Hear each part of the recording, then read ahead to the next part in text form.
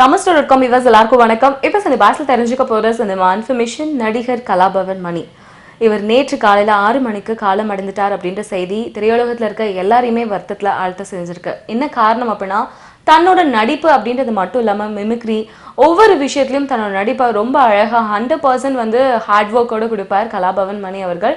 தமிழ்ல ஜெமினி திரைப்படம் பார்த்தவங்கலாம் விக்ரம் அவர்களோட நடிப்பை வந்து பெரிய அளவுல பாராட்டினாங்களோ இல்லையோ, கண்டிப்பா கலாபவன் மணிக்கு ரசிகர்கள் அந்த படம் மூலமா ஏகப்பட்ட பேர் உருவாயிருப்பாங்க.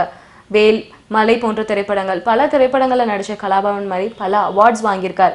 அண்ட் எந்திரன் திரைப்படத்துல ஒரு சீன்ல வந்திருந்தாரு. சின்ன சீன் அப்படின்னாலும் கண்டிப்பா மனசுல நிக்கிற மாதிரி ஒரு காமெடி சீனா பண்ணியிருந்தார்.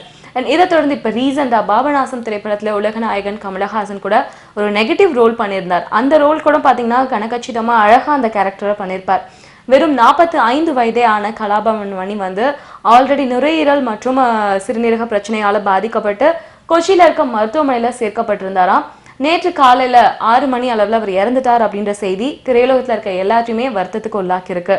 அவரோட ஆத்மா சாந்தி அடைறதுக்கு நம்மளும் வேண்டிக்கலாம்.